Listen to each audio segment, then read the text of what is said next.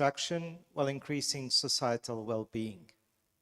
This inversion implies a shift away from the production of material goods toward the provision of care to enable individual, collective, and environmental flourishing. In order to achieve that, post-growth societies will need to see both an expansion of public care provision and its embedding into communities, extending care to those to whom it's denied and improving conditions under which care is provided. However, the present reality of care provision is that it is frequently performed as an unwaged form of labor or by workers, mostly women and migrants, who can expect the least protection in the labor market. While the pandemic was an opportunity to begin to transform the system of care, the failure to institute change is now resulting in an evisceration of the sector and an exodus of workers. Starting from this present crisis of care, in this panel, we want to explore how the vital function of care can be restored and strengthened, both through community action, expansion of public services, redistributive practices, and social enterprise. It is through the struggles around care that we can begin to envision what contours the future post-growth societies might actually take. With me on the panel, starting from my left, are Niti Nesadurai. He's a director and regional coordinator of Climate Action Network Southeast Asia. At the national level, Niti is president of Environmental Protection Society Malaysia. Niti has regularly attended the United Nations Framework Convention on Climate Change Conference of Parties since 2000. From 2001 to 2009, he was editor of ECO, Cannes daily publication at the COPs, Conference of Parties. In 2007, Niti addressed finance ministers of Commonwealth countries on climate change and poverty reduction. For over 10 years, and this is relevant, I guess, to the panel, he has worked on health policy in Malaysia and as an advocate of sustainable living within ecological limits. After him, Alessandra Janesi will be speaking. Is it Janesi? Yeah. Sorry. Alessandra is project coordinator at UniCare at Europe since 2022. Prior to that, she worked for a Brussels-based trade union-related NGO dedicated to advancing the rights of mobile and migrant workers.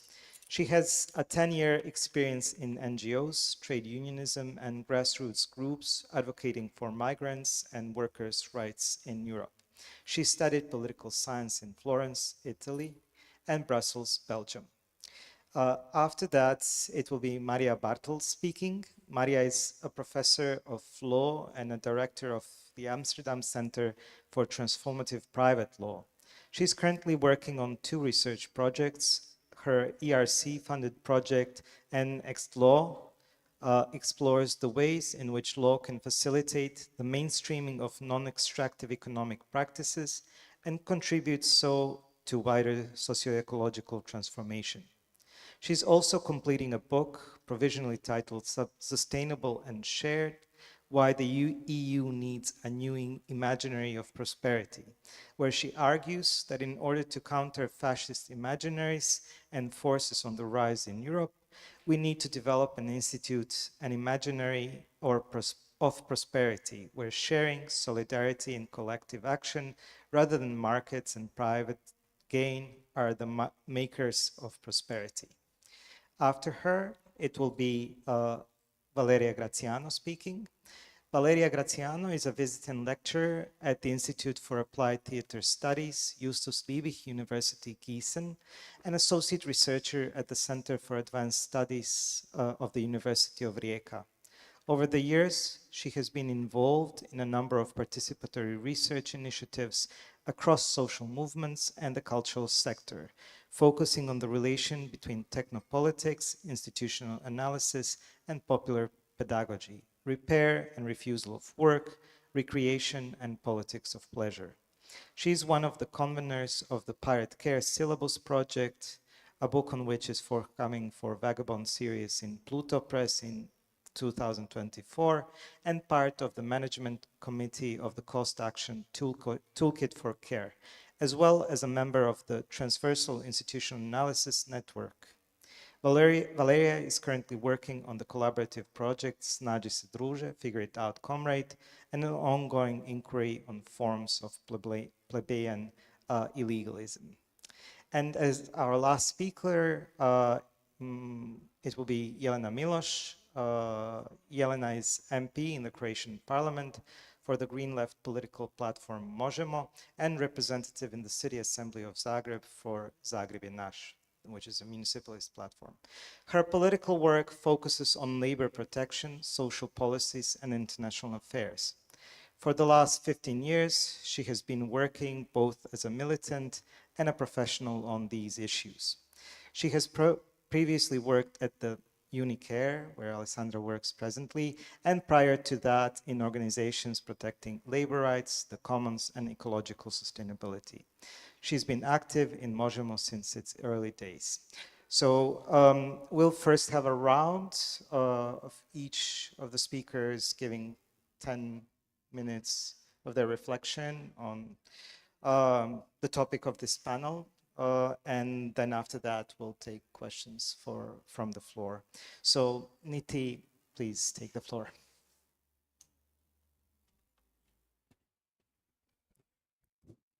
Thanks, Tomislav, for the introduction. And it's my privilege or honor to be here with all of you and with our esteemed panel.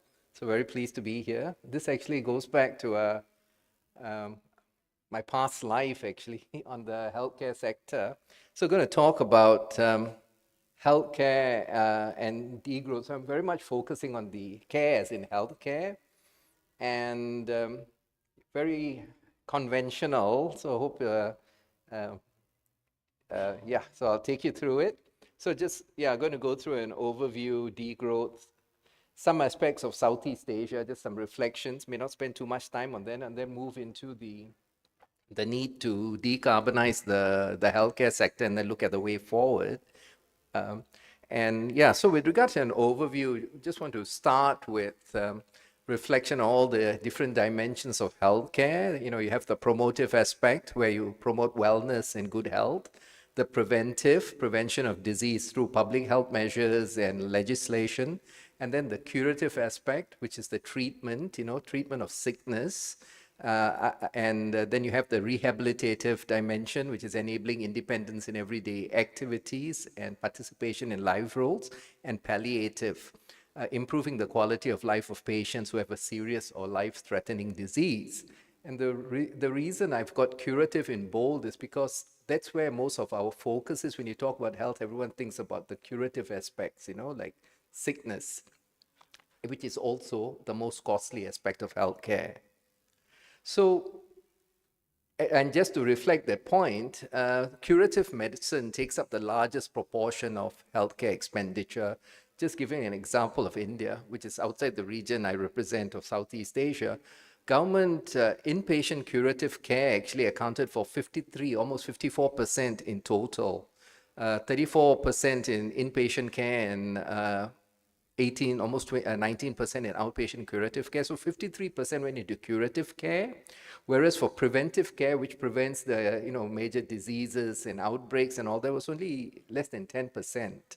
So it's like 54% against 10%. And of course, you've got your complementary medicine, which is also gaining, becoming more mainstream in India, was only 4.2%.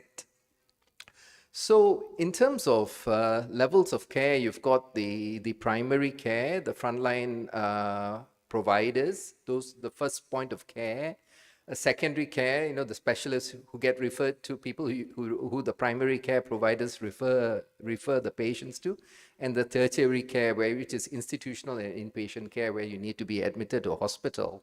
And again, in terms of degrowth and reducing expenditure, the primary health care or primary medical care needs to, which is also in terms of the 3 tiers, the least expensive, the least costly, needs to be given priority and greater emphasis, because it's through primary care where the early detection can happen. You can be, told how to keep fit, how to keep healthy, and then early detection happens so you can address any long-term consequence of illness or disease early on. So you don't land up in a situation where by the time you go and visit a doctor, you're already in a serious chronic condition. Could it be, lung disease or cancer? So solutions to decrease. So the approach to care and degrowth is basically in reducing sickness, providing greater emphasis to the promotive and preventive aspects of healthcare in particular, is the means for reducing sickness and enabling degrowth in care, as I've just said just now. And there needs to be ongoing health education and awareness raising, as well as education on healthy lifestyles and wellness. So this includes promoting the need to regularly exercise, how to prevent accidents from happening, avoiding, substance abuse, tobacco, drugs, and alcohol. And one area where the healthcare sector has really done well in controlling is actually tobacco. Where it was in the 80s when I was active campaigner on tobacco control to where it is now, we've actually done quite well. And then nutrition, eating good food, including plant-based proteins, shifting away from the meat-based proteins, and community engagement. In the example of the communities in Okinawa, which has the highest percentage of people living above 100 years of age, it's community engagement. The socializing aspect of it. So as I said earlier, I've said this already, giving greater emphasis to primary care for early detection through screening and preventing diseases from becoming chronic, and then of course referring to specialists and going to hospital. And this actually shows that even in a country like why is that so important, the lifestyle? It shows even in a country like Malaysia, which is an emerging, developing country, most of the causes of death are actually lifestyle diseases, your heart diseases, your respiratory diseases, and your cancers. It's no longer the communicable diseases, so you can see the trend. So these can be addressed through promotive and preventive health measures. This is how our life expectancy has gone out. So the solutions to care and degrowth is actually a healthcare for all approach led by the public sector with a sizable budget, where the public sector really takes a lead, and access to healthcare for all, irrespective of the ability to pay. No one should turn up at any medical center and be denied care simply because of their inability to pay. That is injustice. And how is this going to be paid for? So this can be done by a fixed monthly contribution to a government institution like a National Health Care Fund, with support for those who can't afford to pay. That means maybe the premiums for those who can't afford can be paid for by the state. And expand capacity of public health care to make it the first choice of the majority of the population, and increase revenue for health through sin taxes and raising taxes on the rich. By sin taxes, I mean that, putting a certain cess on tobacco, alcohol, and thereby that cess goes into a dedicated fund for healthcare. And this model is actually how it works in Malaysia. It's got very sizable public healthcare with a non-contributory healthcare system, which provides 80% of the hospital beds, looks after 60% of the patients, who basically for outpatient care, we can go see a doctor, get medication, it'll cost you less than 50 cents, 50 US cents. I mean, remarkable model, and nobody, whichever part of the country, even in the most remote part of the country, within 5 kilometers, you have access to a primary healthcare provider. It may not be a doctor. It's someone who will be able to attend to you and refer you on. So just repeating this. Yeah, so Southeast Asia. So I really don't want to dwell on this, that, the doctors per thousand population is lower than the OECD average in Southeast Asia in general, because it's not about the fact that you may have less than 1,000 doctors, less doctors per thousand population. It's where the doctors are. They're all, if you look at the urban centers, there may be a doctor for 200 population because they all want to go. It's in the rural areas, the areas which are out of reach. So it's a distribution issue, not so much a numbers issue. And I also don't want to dwell on this, the unequal geographical distribution of health workers, like I said, urban-rural divide, and the low supply of doctors and nurses across territories. The other issue is migration of doctors. Wherever there's a price differential, you find in doctors going. So one is if life gets very tough in the public sector, they move to the private sector. Or if, Singapore offers a salary which is 3 times what you offered in Malaysia, they migrate. And similarly, you get, doctors in England migrating to Australia, present doctors in Ireland migrating to UK. So it's a global phenomenon. And I just wanted to show the public-private divide where, you have something like 70%, you've got 36,000 doctors or 37 doctors in the private sector and 40,000 doctors in the public sector. 37,000 doctors in the private sector are looking after 18,000 beds, whereas 40,000 doctors are looking after 44,000 beds in the public sector. So you can see the disparity, and these are some points which I won't go through. Now,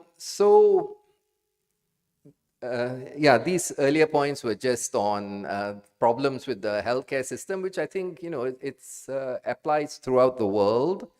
And now moving on, because I also wear my climate change hat, and that's the need to, in terms of degrowth, we need to decarbonize the healthcare sector, because 4.4% of net emissions come from the healthcare sector. So if it was a country or a body, it's the 5th largest polluter, carbon polluter in the world. So this needs to be addressed. And you'll find that 29% of the emissions come from, scope 1, scope 2 emissions, which are within the control of the institutions to address it themselves. So when you look at, and the rest, 71% comes from imported emissions. So at least for the 29% is something the hospitals need to address. And this comes, this is a very crowded slide, yet it shows, the three components. One is the addressing decarbonizing the facilities and operations, the supply chain, and the wider economy. So the healthcare sector. So a lot of work is already being done on this by groups like Healthcare for Harm, which are a member of Climate Action Network. And they are actively working with the doctors to make the institutions resilient, making healthcare institutions resilient to climate resilient, and also low carbon emitters. So I won't go through these. So in terms of the blueprint on healthcare reform, yeah. 1 minute. Okay, almost done. So I've mentioned all of this, expand public health care. And the other thing I want to say is that having a centralized procurement system is also very important, especially when it comes to expensive medical care technology. So for instance, if you allow unmitigated private care expansion, you'll find that if you need a CAT scan for 500,000 population in a city of 2 million people, you just need four CAT scans. If you've got 5 private hospitals, each of them want to have their own CAT scan, their own MRI, and then it leads to gross underutilization. And what the temptation then is to get people, like the pressure is from the hospital administration to the doctors, utilize the technology more. So you might get referred. So that's another problem. So we need a healthcare centralized healthcare system, and we also need more community-based systems whereby the community-based groups like the Seventh-day Adventists or the Buddhist Zuchi Foundation, they actually run hospitals on a non-profit model with some support from the public sector, and thereby that also keeps costs low. So so in terms of conclusion, I'll start with the last bullet. In view of the healthcare crisis, the care sector has to take immediate measures to decarbonize and also to lower costs by addressing the promotive and preventive aspects of health.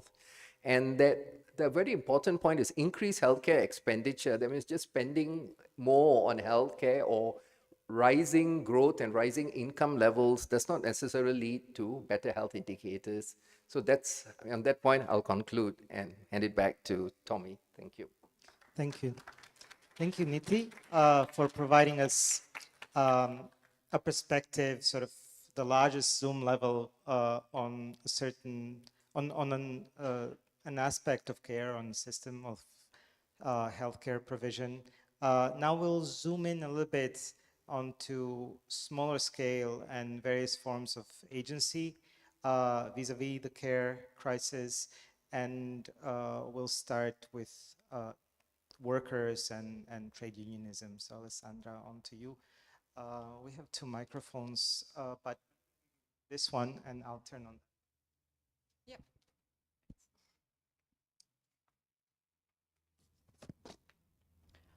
Okay, so good afternoon, and thank you, Tom, for moderating the panel, and to all the organizers for having us here tonight.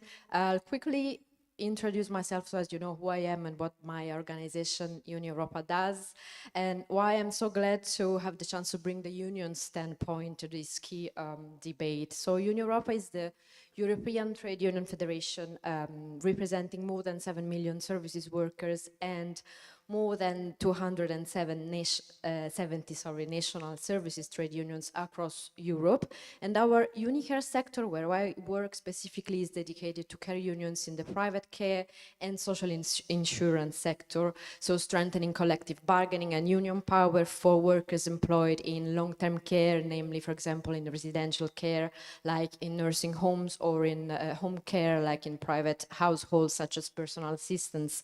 So I'm starting with this because, first of all, I want to be, let's say, totally honest about the fundamental purpose of unions and contextualize it in this very important discussion. So unions basically have a twofold goal, right? So first, representing workers and their rights.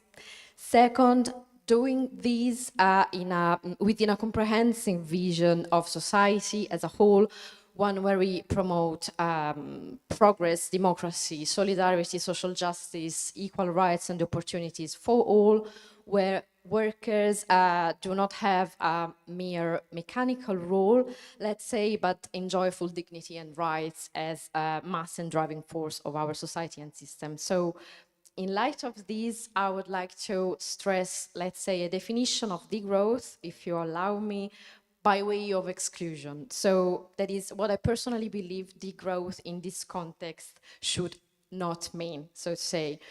Let me give you an example. The EU's austerity policies of last years, the principle in itself might even seem understandable, that all countries align on a common deficit level, so whoever has the higher debt has to decrease it, right? To put this in a very simplified terms.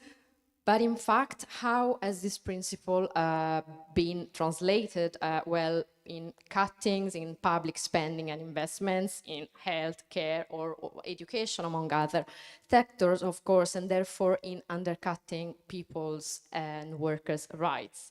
At the same time, corporate financing and funding continued to be provided without in parallel establishing any specific or systematic taxation on financial speculation. Let's just think, for example, about the extra profits on energy that are being made, or on health and care that have been made during and after the pandemic. So, in other words, it's the workers, pensioners, and all the people in need who had up to now to bear the brunt of austerity policies and all the cuts on spending that came along with this.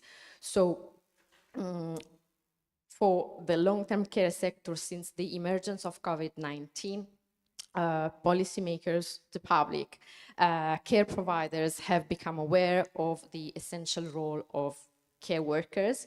And at the same time, the sector has fallen into a cycle of inadequate investments, overwork, and burnout, to say some of the key issues among carers, leading to high turnover and labor shortages in the sector.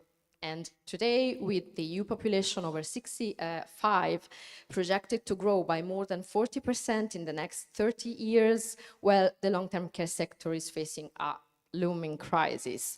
So during the pandemic, there was talk of increasing wages, the urgence of renegotiating contracts and collective agreements towards, of course, a better and full recognition of the key role of carers, who are, I always insist on this, the backbone of our society and communities. And now we are back to austerity as nothing has happened. And the first thing is, of course, cutting in health, in care, and in welfare policies. So this, of course, has negative repercussions on as much on working conditions for carers as on the quality, accessibility, and affordability of care services for the people who need them.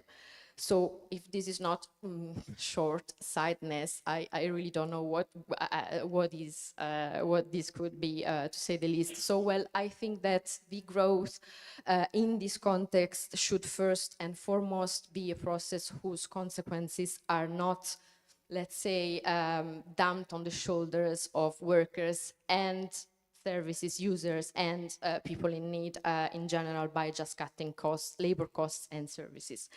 And if this process requires, as indeed it does require, I would say, a great cultural revolution, well, I think such revolution must start from the richest, right? It seems easy to say, from those, in other words, that exploit the planet, its resources, and its people the most.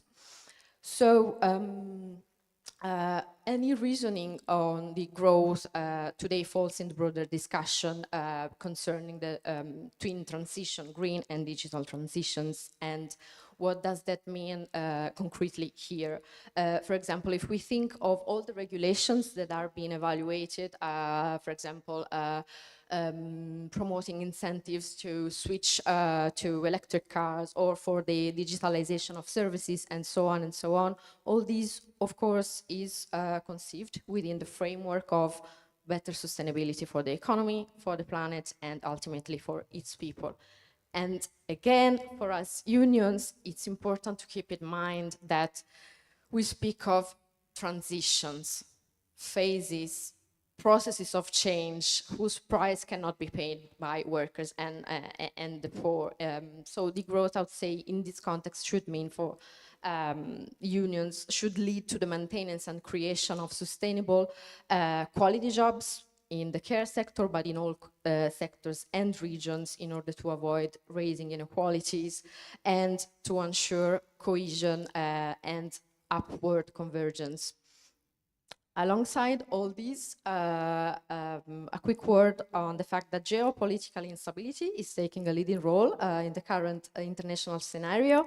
So globalization as we knew it or imagined it, multilateralism as free interaction between countries, as mutual trade of raw materials, products and services, well, this has been undergoing a major restyling, to say the least.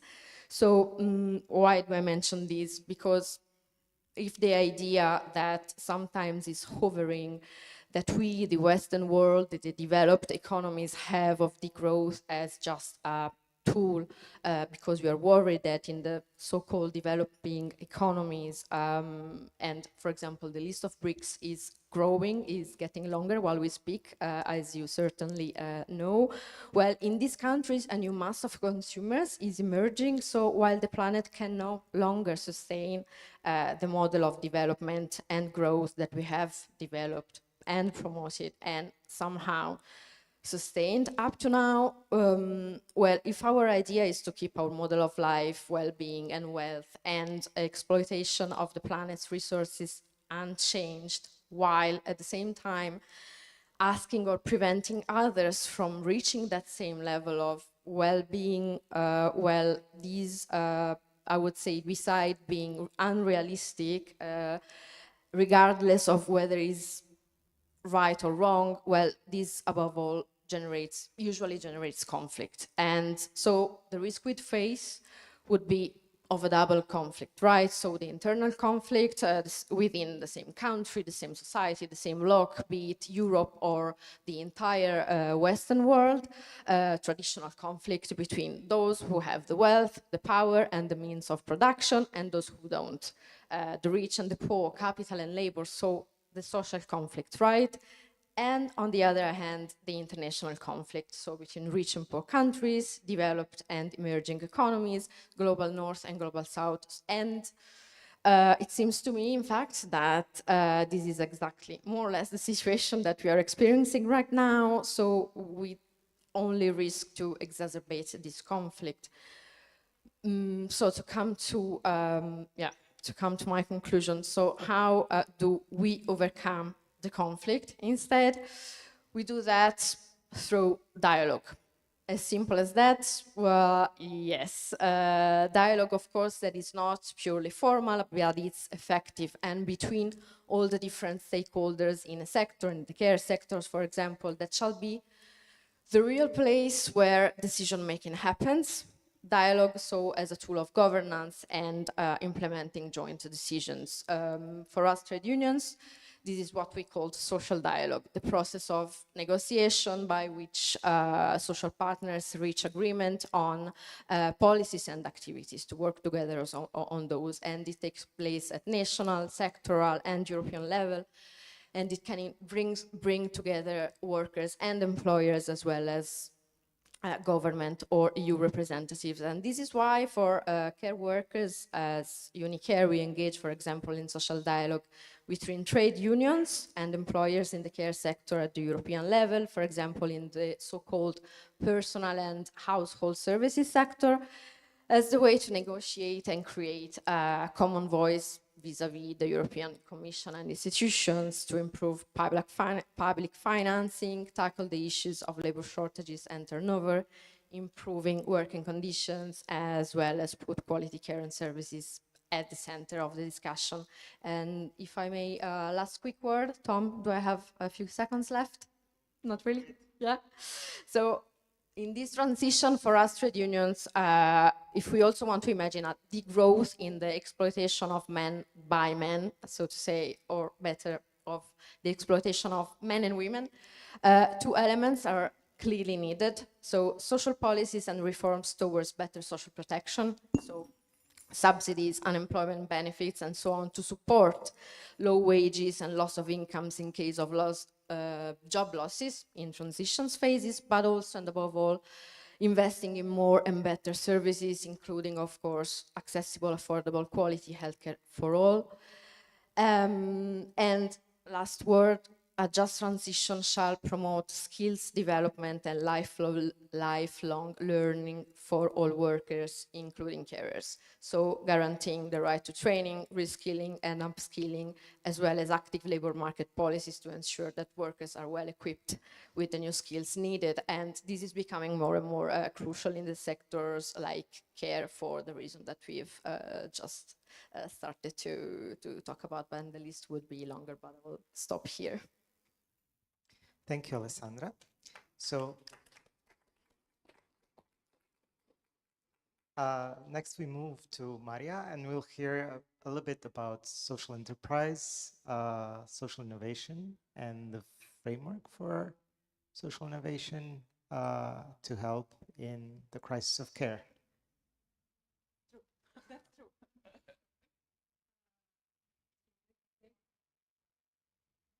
How do I do that? Like this? Oh yeah, I have it. Oh, I really like those types of microphones because it really gives me a sense of being a performer. So pity I can't stand because anyway.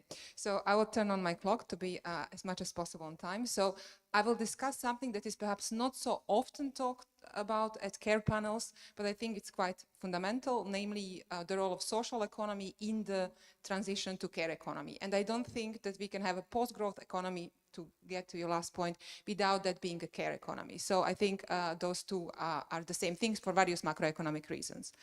Okay, so I will do my presentation. So on the on the importance of mainstreaming social economy as an important step toward caring economy in 2 steps. So first, I will make a couple of remarks on the relationship between care and business in the contemporary law and policy, and then I will propose a way to mainstream social economy which is, I think, a credible alternative to neoliberal capitalism, and even at this very moment as we sit here. So I think there is a growing agreement that economic activity needs to be more caring, and how this comes up in the law and policy today is that we see the governments pushing towards some elements of governments pushing toward due diligence, a duty of care of various kinds of companies and directors to limit all most brutal harms that are done to environment and human rights by multinational corporations mostly and across the globe.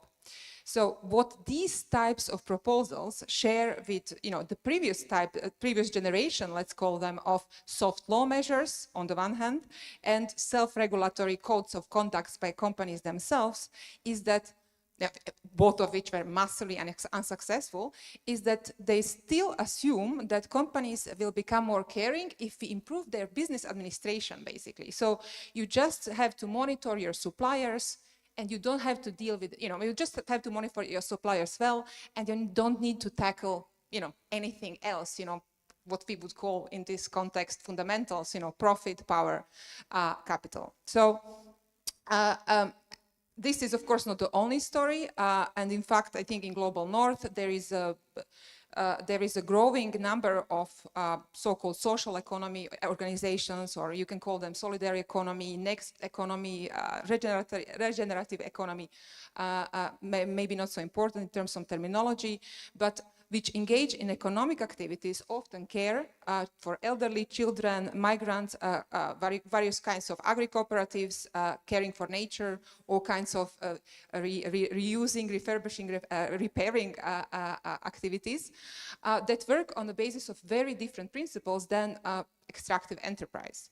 So this social economy, according to the Commission itself, has a non-extractive purpose. So the reason why it is there is, to cite Commission, the primacy of people as well as a social and environmental purpose over profit. It makes their surplus, so when they make surplus, these entities, they do not extract it as profits, but they reinvest it. And finally, they're usually, or this is even what Commission claims, governed democratically and participatorily. So I think that what is important about these entities is that they are caring by design. Because for several different reasons. First of all, people who engage in this kind of activity are not there to extract profits, but if you look, and I work with some of those organizations, the mix of motivation is very much meaningful work, contributing to society, creative expression in the world, in a tempo and work intensity that fits for a decent salary. So there is no accumulation of capital any in that framework. So I think what is very important is that these enterprises have clearly a lot of positive impacts. Not only that they don't harm, at the level of social, they don't exploit their workers, who usually participate somehow in the whole enterprise. They do their best not to do any environmental harm or other social harms, but they even, and this is again Commission saying, they provide resilience in the face of crisis. So Italy would have fared much worse if it didn't have so many social cooperatives as it had. Even, there are limits. Of course, also other stuff. It's not only the perfect story. There are some negatives, and there is some misuse, but it is extremely important and has been very, very important. So they also increase social inclusion, according to the Commission, create social innovation, especially in circular economy. But the real one. How do we repair things? And they very much are developing all kinds of ways of caring for nature. So this non-extractive or less extractive economy is not marginal presence in our economy. So again, I'm citing Commission because I will use it against the Commission or European Union. So according to the Commission, there are 2,008 million social economy enterprises in the EU, which represent 10% of all businesses in the EU. almost 13.6 million people, about 6.2 of the EU employees, work for social economy enterprises, and many more people contribute as volunteers. Now, so I do think that already now, by sheer size, social economy is not only a serious, I think, alternative to capitalism. So this is something that actually does things in the world and is even, maybe able to finance itself and, do good things without extraction in large numbers. But it's also culturally subversive. I think it's very culturally subversive to capitalism. And you can, one way how to see it is really how people react in company law departments when you start speaking about these enterprises. But leaving that aside, I think what is important about social economy is that it shows that narrow self-interest is not the only reason why people engage in entrepreneurship. And whatever gains that entrepreneurship can bring, it can also bring in non-capitalist form. Second, social economy demonstrates that it's possible to engage in economic activity on the basis of non-extractive relations toward human and non-human nature. And finally, I think what is crucial, and that is Sofia Graves has made this point very strongly in 2 days ago, that it transforms our value-making practices. So it really, it transforms needs and it transforms how we create value in society. And this is extremely important, I think, for instituting a very different imaginary of economy and society. So how do we make social entrepreneurship and so if you think that this is like, if you accept my argument, so how do we go about making this much more mainstream in our economies? So one proposal, and I think the proposal we should not be forgetting, it has been done by Elizabeth Warren in her Accountable Capitalism Act, where she basically says all gigantic corporations should become public benefit corporations. So it's basically equivalent of social enterprise in Europe, which would mean, that these multinational corporations would have to become non-for-profit, basically, be governed democratically. If they work in Global South, also have these people, like people from Global South, involved in their governance in a much more serious way than what is going on now. Reinvest most of their surplus in advancing socially beneficial purposes, and clearly their leadership could not make the salaries that they do today and bonuses.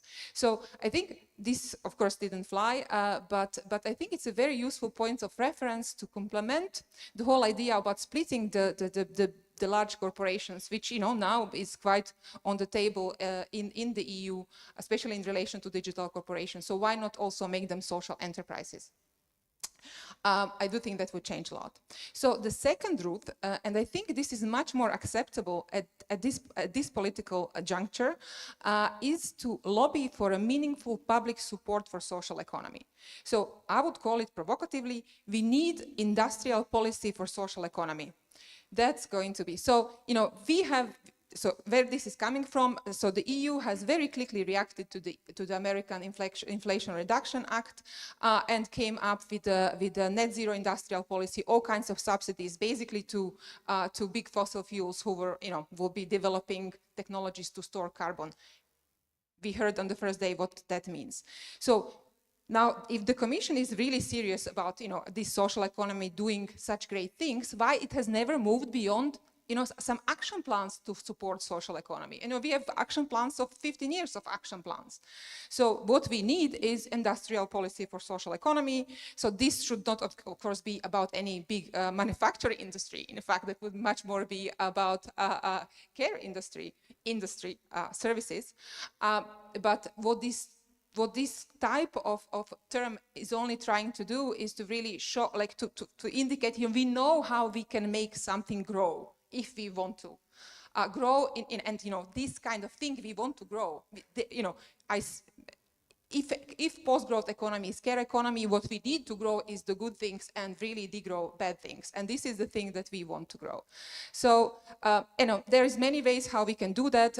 Everything from public procurement, tax benefits, subsidies, administrative easing, legal forms that would enable, doing these things. So it's very difficult to do good work to do non-extractive housing projects, because you just don't know how to do it.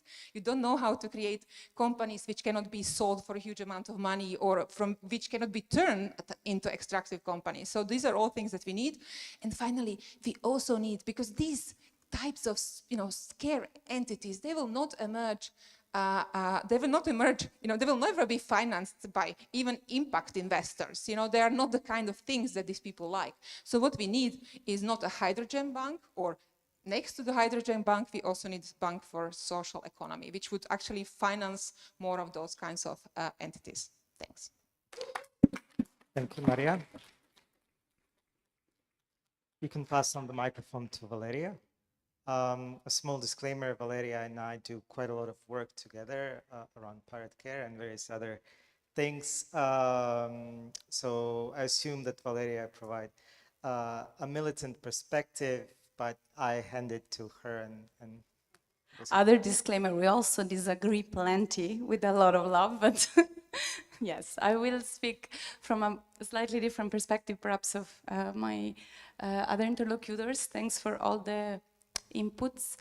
And I'm not sure how to name the perspective, maybe it's militancy, but in more prosaic terms, I tend to spend some time in conversations with people that first and foremost are attached to an idea of like being social activists or part of movements.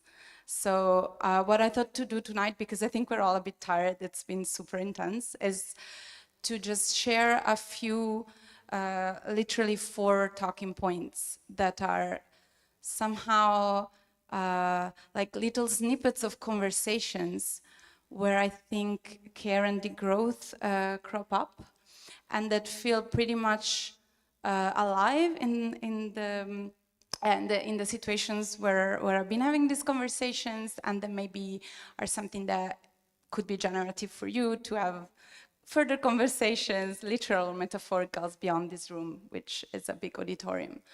So I think it almost, I hope and I think for this audience specifically, but it goes without saying that social struggles for care or social reproductions and social struggles that look at political ecology at large, they often share a common genealogy that is really rooted in working class struggles against toxicity, against the kind of the meat grinder that is industrial for this production, and militarization. So I'm not going to go into that, but so the first point I wanted to make is I think care and degrowth movements share as a first point an ongoing and very urgent to face criminalization. By this I mean that people that are being displaced because of climate change, they become illegalized, suspended, denied subjects. I mean to point to the fact that people that are rescuing migrants drowning in the Mediterranean are called pirates and put to jail. And so are many others that are helping them along the Balkan route to hit closer to this part of the world. Farmers that are sharing seeds that are not patented are being shut down. So I think if we want to look for common threads, this is a very real one and urgent one that creates a lot of doubts, right? Because it raises questions around solidarity as an active practice of redistributing social risk. And it really goes to the boundaries of personal risk and being criminalized in turn when we might want to support this kind of struggles. So criminalization also has a lot to do with the way laws have been weaponized to first and foremost protect private property, not only in financialized forms, but also in the forms of knowledge. So, and this is interesting because most patented solutions that could probably alleviate care, and I'm talking of healthcare specifically, but also perhaps contribute to ecological questions, they're protected by industrial secrets. And the problem is not even the law in the sense that most of them are not, they don't go to trial. It's not a matter of the kind of the legal interface, so to speak. They're just really it's knowledge that is best understood as being prey of a very diffused and accepted obscurantism. We just don't have access to the knowledge. It's buried in the coffers, in the servers of very large entities in pharmaceutical, in engineering, and so forth and so on. So that's my first point that I see as a very urgent intersection of these two areas of struggles. The second point has to do with that, and it hits, maybe it's more of on a micro-political scale, but I think it's shared with a lot of people I'm in conversations with, is a difficulty for people that are not in positions or roles that give them a mandate to care for the carers or care for the environment. There's a difficulty in maintaining attachments that legitimize that you care. We belong to institutions and forms of organizations in the job place, at school, in even zombified public services where everything and everyone tells you that's not your business. You do not care. That's not for you to put your nose in. So there is a very active social pedagogy that is teaching us every day that environment is too big to even touch as a person, like as a citizen, person, subject, pick your term. And so I feel that there is something to be discussed in terms of how we manage organizationally across the board to find ways to create these spaces that can hold difficult processes, conversations, and sustain attachments in a more complex way, so to speak. In the lack of this, what my fear is that, on a micropolitical level, we see a rise of a reattachment to the self as the locus of change. So the chimera of like more responsible consumerism or healthy living, it's all about the self, right? And the self is conceived as an isolated self, is never a plural or connected, interdependent self. And the other problem is their investment of the family as the panacea. So the oikos come back, both in the sense of like these proto-fascist fantasies of the perfect, we protect the home, both as a homeland and as the family, the private sphere, because this is where this kind of fantasia might go, that's the locus where care and sustainability and growth can happen and change can take place, which I think, again, I'm not going to rehearse feminist discourses here, but I think we know how problematic, toxic, and failed these projections can be. My third talking point, and for this I don't have a great name. I hope I'll find it in these conversations. But I think we are, in many movements, having a lot of discussions and tension that are, in prosaic terms, very much tactical, if not strategic, about what is to be done, what's the best way to get there, and so forth. And the kind of tension I want to sketch out that seems to be recurring to me is whether are we attached to defending public welfare? So maybe that's the catchword, welfare, yes or no? Like, do we want to defend public schools, public hospitals, reinvest these structures even when they're zombified, meaning even when they are oppressive and we're treated badly and the workers are overworked, so they're not gonna give you a pleasant interaction, and if so, how? And in other discussions, there seems to be a lot of social movements' desires to say, okay, those public structures are too corrupt, they're too embedded with major powers. Let's go and try to create protected spaces, be it in the form of communes or forest schools and so forth and so on. Let's try to self-organize basically and do a kind of tactical separatism to then maybe come back and engage in struggles that are more for the public good. And this is really unresolved. I think I'd be interested to hear the million positions people might have in this room, but I thought to bring it up because I'm specifically interested in asking myself and with others, like, when do we need to do both? And are there ways to do both? And when is the case that we actually need to go for one or the other? And I think this is a really question for our time, because I'm not sure we all, like, I don't know if any of us knows where to put all our eggs in which basket, but those are two poles.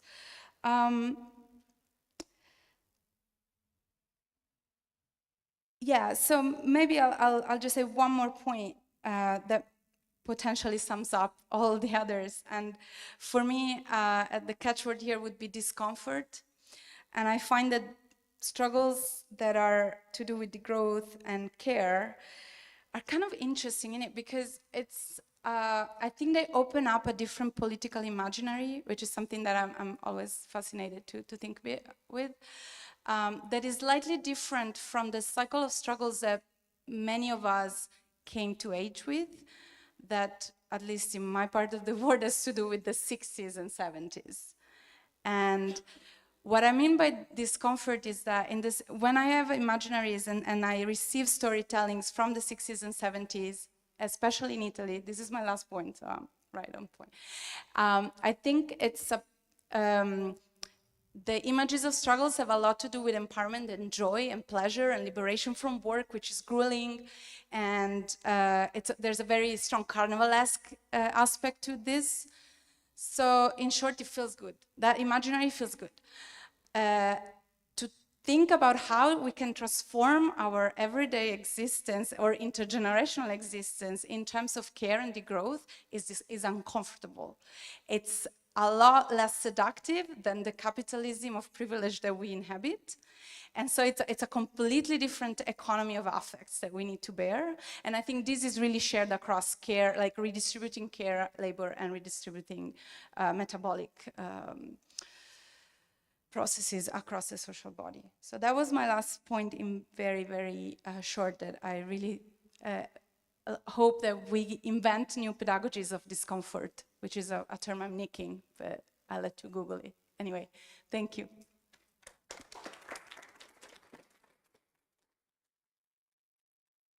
And now, as a last panelist, Jelena Miloš.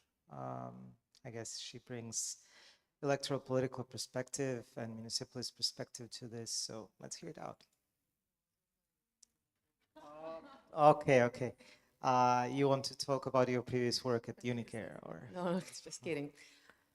So yeah, when I talked to Tom about this panel, I understood that one of the central questions that's posed by the panel is how to address the current crisis in care and how to cultivate forms of care that contribute to, let's say, more sustainable and equitable societies. Of course, I'm not going to be able to answer that.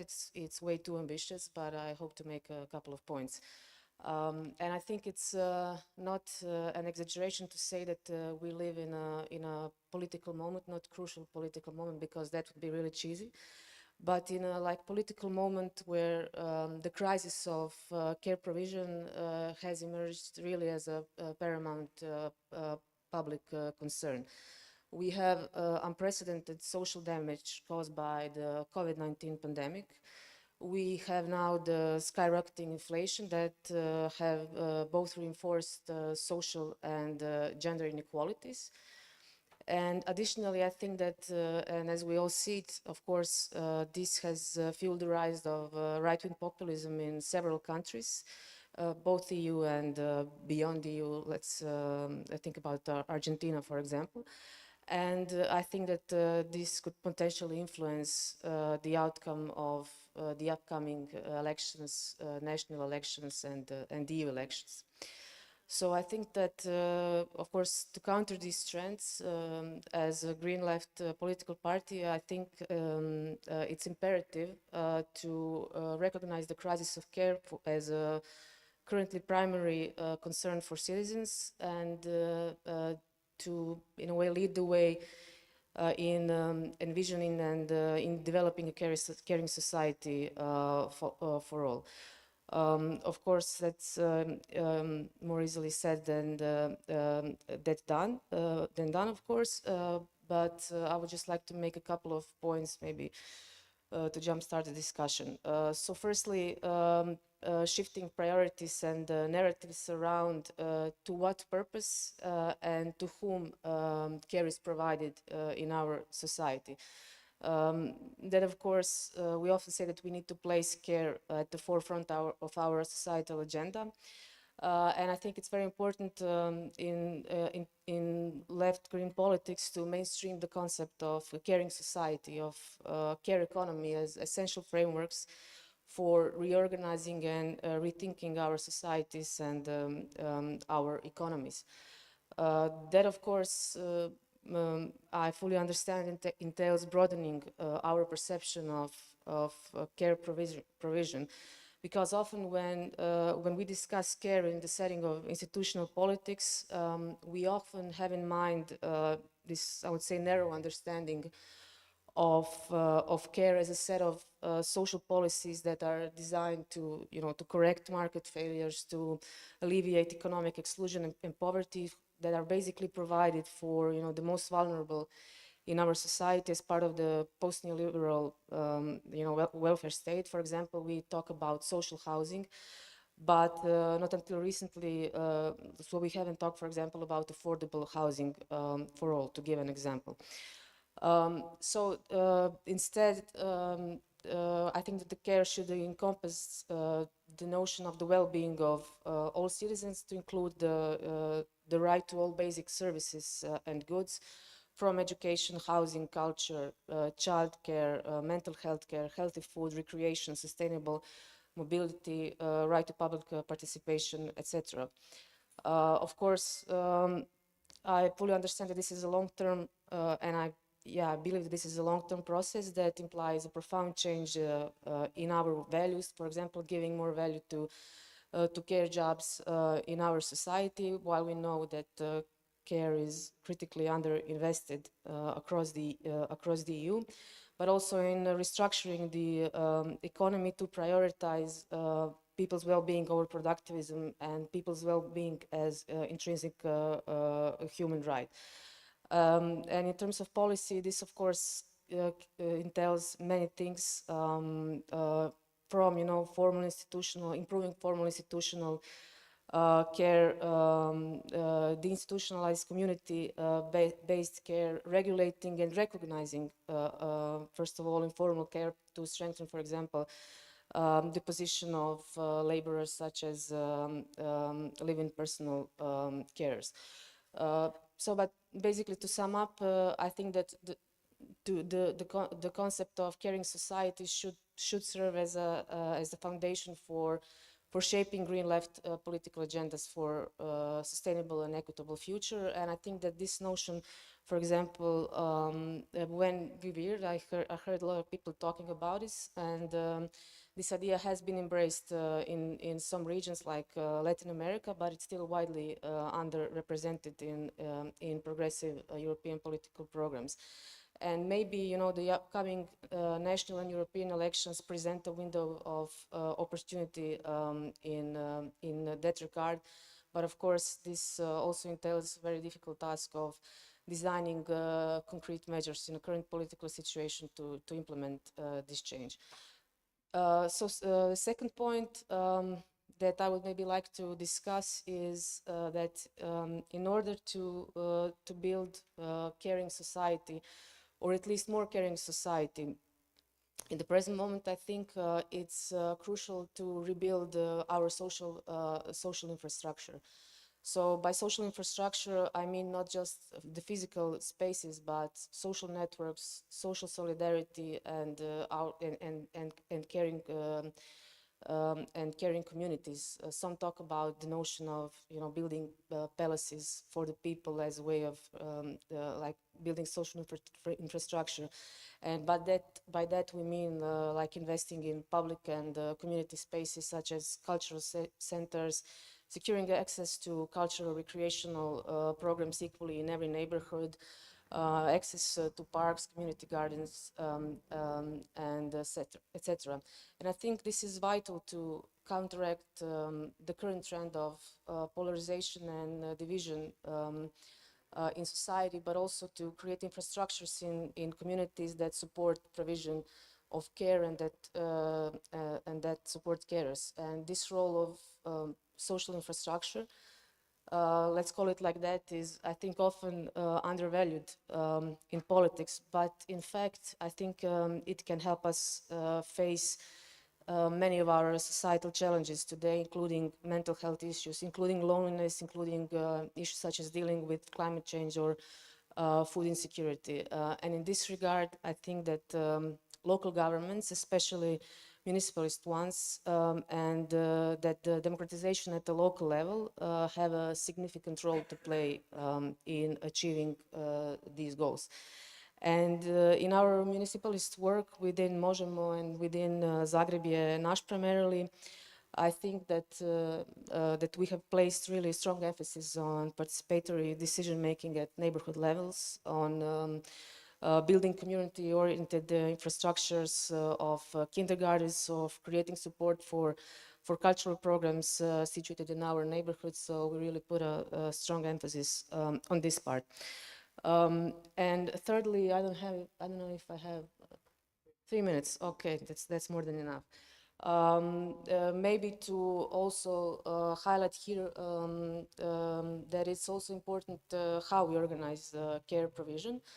And I think that the COVID-19 crisis has really underscored the importance of accessible and local public services that improve the quality of life, ranging from access to park to, to basically public transport. However, and this was also discussed by previous speakers, we know that the state has really withdrawn from providing care, and that care provision has experienced really a worrying trend of commodification and privatization in many countries, while at the same time social innovations, social economy is largely underdeveloped or underfunded. And I think that many people, we know this, have lost access to care because they simply cannot afford kindergartens, cannot afford elderly homes, cannot afford medical treatments. And so expanding public and community-based services is a big task ahead of us, a task that requires substantial investment and European, national and local scale investments. In Zagreb, we are very much aware of the importance of care provision. So among other things, I can mention that we have halted, for example, the privatization of public housing. We are improving the provision of childcare by building over 20 kindergartens to reach the goal of universal access to childcare for all, with, of course, positive gender outcomes, expanding public transport, and developing community-based care, for example, daycare centers for the elderly, for persons with multiple disabilities, etc. But yeah, to be able to expand public service provision, as I said, we need more investment. We need to reshape current priorities and rebuild social infrastructure, basically. But I don't know, the situation at the European level, when looking at it, is not quite promising on that regard. And I think that the upcoming national and European elections will probably determine whether we will face further contraction or expansion of care provision. Yeah, so that's it. Thank you, Jelena. We have national elections probably sometime next year in Croatia. So that was the reference. Okay, first, your duties of care. First, hydration care. Who needs water? Okay. Second, where's that list? Did everybody sign up to the attendees list? Okay, you have. So we have, let's say, 20 minutes. We started late, so let's go over time. There's nothing happening in this space after this panel. Raise your hands. Questions? Okay, there is a hand all the way in the back.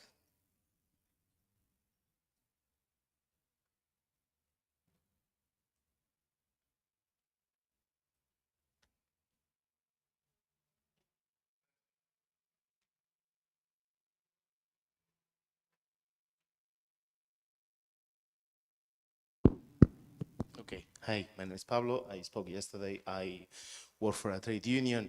And thank you, Jelena, for all this childcare and provision of public services, because that's what we basically stand for, public service trade unions. But I wanted to make a comment about this idea, which I found interesting, but well, you'll see the comment about this, as you call, sorry, I missed your name, but tactical separatism. I think you say about disengage from, and you mentioned public health systems. While I understand that sometimes you basically want to make a case or an example and basically show the possibility of a different type of public services, how would you envisage in the health sector to do that, where I wouldn't say 100%, but 99% of the drug and the big pharma is under control of private interests, of very powerful interests? So how can you, it's concretely, let's say tactical separatism of hospital, how are you going to deal with the value change, with the distribution and with the drugs? Because you can create some, you can have patents of all stuff, but how are you going to treat cancer patients? How are you going to treat, how are you going to provide chemo without dealing with the current market? So, and in that sense, it's like, up to what point are we in this debate about the social economy? Are we, which I agree with the idea that it can actually be an alternative, but up to a point in which it becomes a challenge to the current power economic structure. So if you could basically give a bit of develop on this idea of the, what you call, I think you call it tactical separatism, which I find interesting as a concept, but thanks. Should we gather more questions first? Yeah. Or you want to answer directly? Yes, there was one here I saw, and Okay, thanks. My name is Chiara from Women Engaged for a Common Future. My question is mainly to Alessandra from Unicare. I wanted to know, what potential do you see in the synergies between the feminist strike and unionizing or unions? Because in Germany, for example, the feminist strike is often working together with hospitals or with workers in the care sector. But I have the feeling that the strike movement in feminist topic is not that advanced as, for example, the climate justice movement or the climate strike. And we had also good examples of the climate strike working together with unions in transport sector. And I just wanted to know your perspective on this potential. more hands.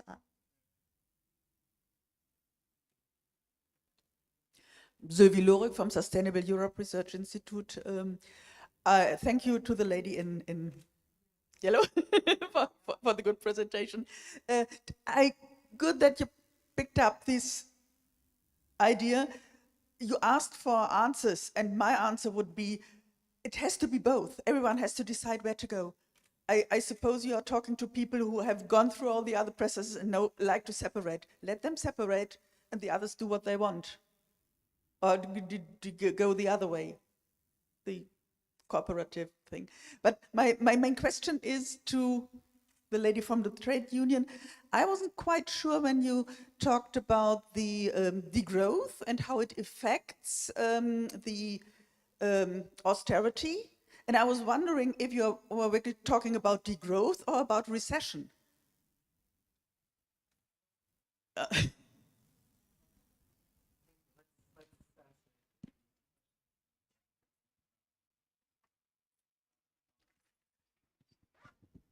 Okay, just quickly to come back to this tactical separatism that I think resonated with a few. I was not bringing this up, by the way, just to position myself. I'm not advocating for this specifically. I was more trying to relay conversations that I think might be interesting to continue in various ways.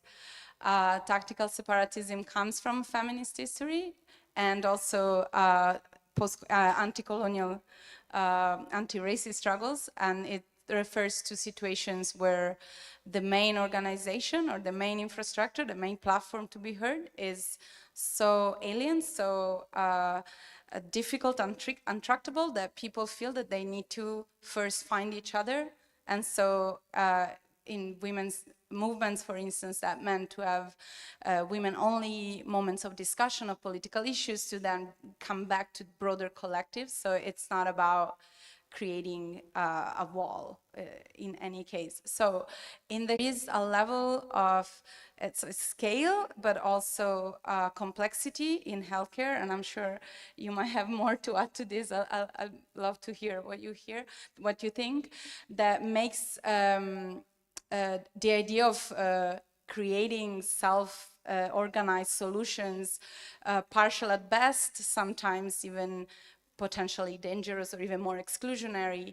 However, what I was trying to turn to is more of a kind of trend in discourses and practices where actually when you look at the practices, this is exactly what has been happening in various circumstances. I can give a few examples. So hormonal treatments for trans individuals, they're nowhere, I think, or almost nowhere in the world recognized. So there is a huge online traffic of drugs that are created for different kinds of treatments that are purchased online by trans communities, and there's very lively fora where people try to reduce the harm of buying substances off the black market, basically, to be able to access this. Another example that is more above water, there is a very interesting network and a foundation that is called Open Pharma.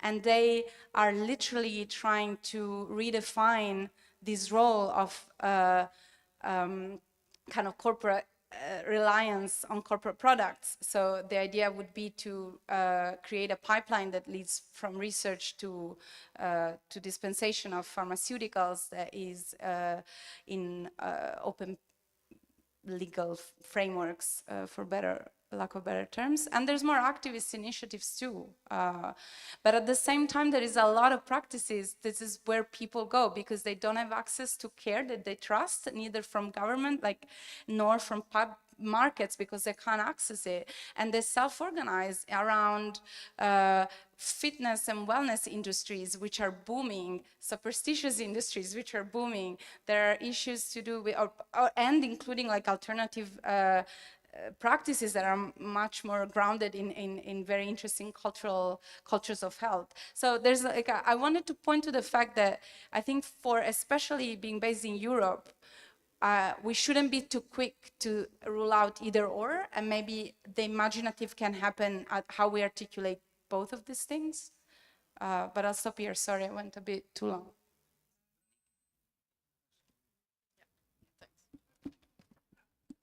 Yes, thank you for the questions. I will answer to the question on whether I see a potential to link the feminist strikes and to the care unions and care workers' struggles, right? So, of course, I do. And there is a huge potential to link those two struggles. And I will tell you a bit more about why I think there is a huge potential for this.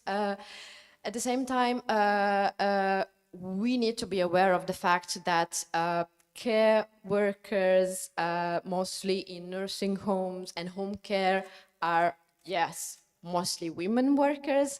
So they are very highly precarious. Yes, I mean, they are in very precarious conditions, and they are, it's not, I don't need to mention this. I guess we all are aware of this. And they are also sometimes harder to reach, join, and organize, of course, than other workers in different sectors and in different, I mean, for example, especially care workers, women care workers in private homes. It's highly complicated sometimes, but then I will maybe give you just a few examples that explain why this is so both difficult and potentially you know, key in linking the two struggles. For example, both examples come from the chats and discussion I've been having with our with some of our members, union members and care workers in two different European countries. First, story, so to say. We had once a care worker, a woman care worker in a nursing homes who basically told us about, we were talking about the high risk of experiencing violence and harassment on the workplace for care workers, and she basically told us that she was at some point like being harassed by her, let's say, patient, okay, so to say, at the point that she was working on a night shift, that at some point she was forced to, I mean, hide into, you know, a toilet or a small room and barricade herself with a mop, you know, in order, because she was a very tense and difficult situation for her.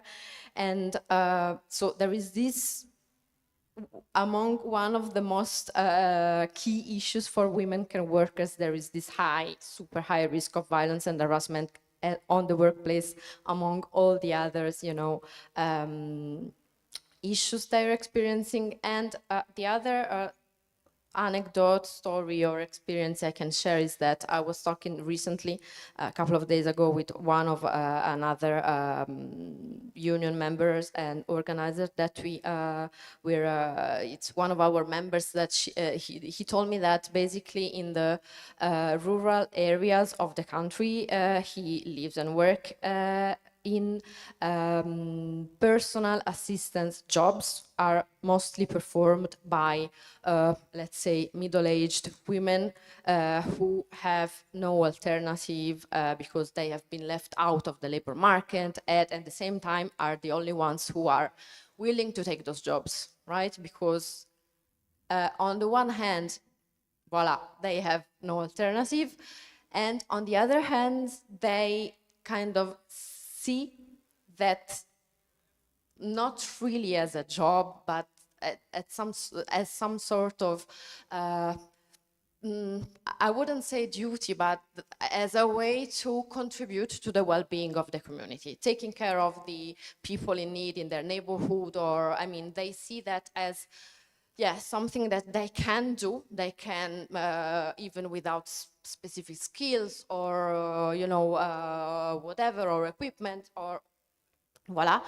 And they don't even, what he told me is that it's difficult to some level to kind of organize those workers, because to some extent they don't even perceive themselves as workers. They don't even realize they should have a contract. They don't even realize they should get paid for that. And I mean, so these are, I mean, this maybe it's not a comprehensive vision or comprehensive, you know, picture that I could give of all the issues and struggles that women in the care sector, especially long-term care, are facing. So there are these two levels, right? So they are experiencing very bad working conditions, so the potential is high. So, I mean, it's, to some extent, it could be harder, you know, to organize them also in the, you know, and to get them to, you know, to realize they would even be entitled to strike as just, you know, women workers, and not just, you know, one of the most vulnerable and precarious category of workers in general. But then, yeah, the potential is enormous. So I would absolutely say, in this case, let's join forces, and we are there for this as well. I don't know if I'm answering to your question, but it's more or less, yeah.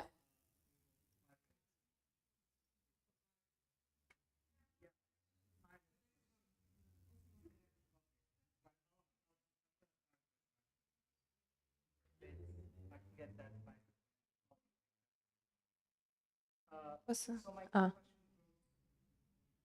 My question goes to Niti and maybe Elena potentially.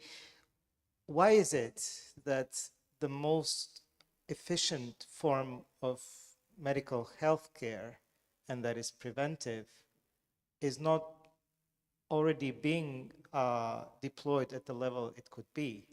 What are the barriers? What are the actual barriers? The same experience here in Croatia, working with Možemo, I know that that's the problem of Croatian healthcare system. There are 5 national preventive programs and only one works, breast cancer. The rest don't. Yeah, that would be the question. But let's take one from the audience.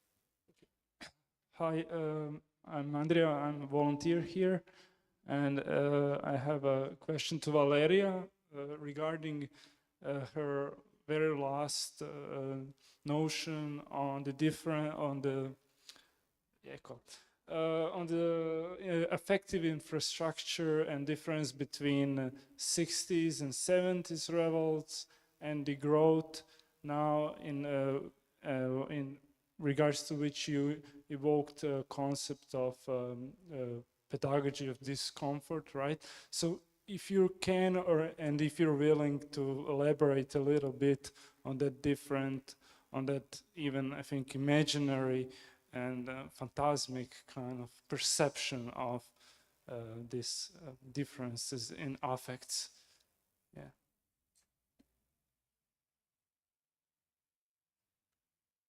The last one, or we answer these and... Were there more questions anywhere? Okay, so let's answer these 2 and then wrap. Niti. Yeah, why, being aware of the benefits of what preventive healthcare can do, why is the emphasis more on the curative medical care? And I have 2 answers. One is that preventive care tends to be invisible, that people tend not to know that it's happening. It's hard to get into people's awareness when you're doing preventive work. Whereas you find that a lot of the glamour where the healthcare is usually with the hospitals, the doctors, and that's also promoted through the television, the dramas we see. There's a lot of glamour in the inpatient care. You don't get, don't get a feature on a doctor's going around preventing dengue from taking care, preventing dengue or a massive outbreak, unless when we have a horrific tragedy like COVID. So that's one of the reasons. So, and also it's the people, and, if they don't make a fuss if, the preventive campaign is not reaching them. Yet if they go to a hospital and they don't get a good treatment, they make a big fuss about it, and it's well known.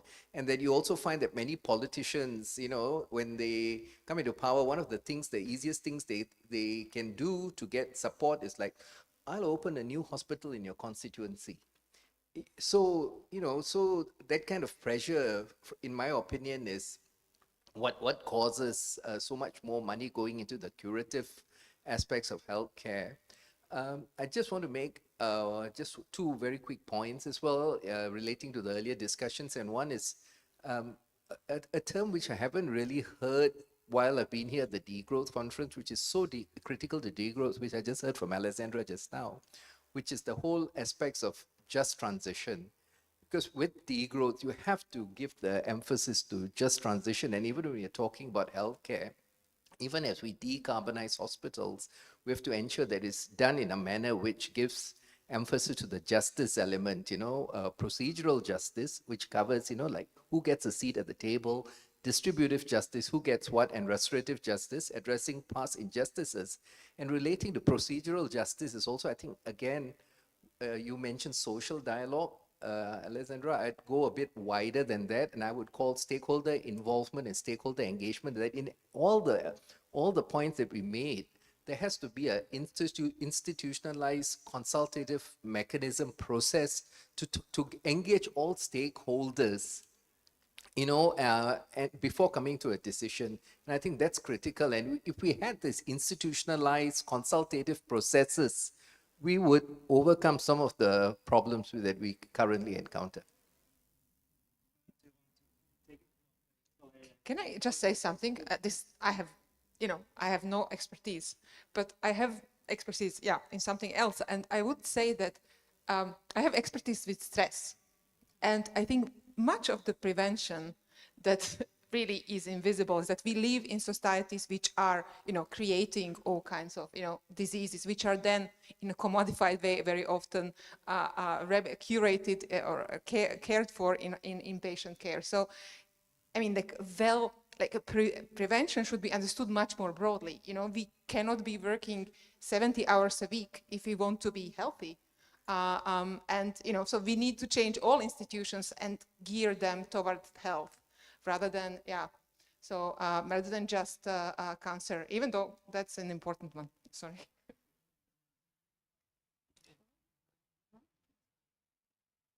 So I guess ball back in my court, trying to go back to these reflections. It's a hunch more than research theory. Just to clarify, I wasn't claiming, and I hope this comes across, I don't think or we can know what it felt like to do politics in the 60s and 70s for sure. There were a lot of people involved in various struggles, circumstances. I'm sure affects were multiple and complex, and there were plenty of defeats and fear and repression across the globe.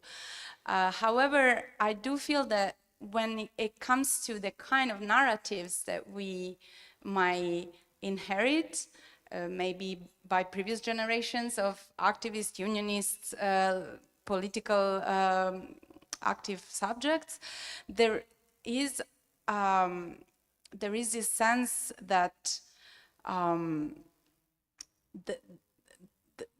this kind of period corresponds with also like a genuine shift in cultures, and there was a sexual liberation, and there was also part of this period coincides actually with an economic phase of expansion. So a lot of people start to have surplus income to spend on things like holiday or going to the concert of the Beatles. I don't know. I'm now really playing with stereotypes here. But what I wanted to link this to is a couple more serious questions. So I think one of the entry points for me was to look at the technopolitical layer, no, of how we communicate, organize, and are in struggles.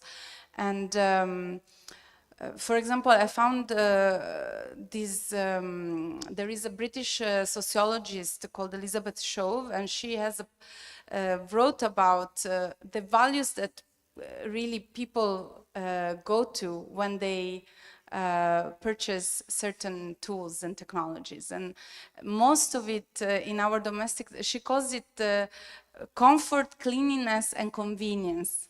And cleanliness, I was very touched because François Verger also mentioned this as one of these values maybe that needs readdressing culturally. But convenience is a huge one, right? It's really about like being enmeshed in this kind of horizon of desires that services run smoothly, and there is a very clear and transparent way to get from A to B and get what you need, what you want, the optionality of it all. It's also something that designers are trained to provide at all kinds of levels. So I guess I'm trying to riff off questioning this as maybe an urgent task both for degrowth and political ecology and social reproduction struggles, because it will not be so seamless and streamlined and easy. And yeah, that's all I got for now. Also, Tommy's telling me off, rightly so. Thank you for holding out. We've used 1 hour and 32 minutes, so more than an hour allotted time. Well, let's do one big round of applause for our speakers, but also all of us.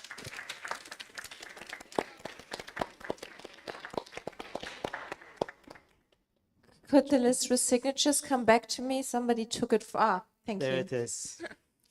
Thank you for doing that as well. And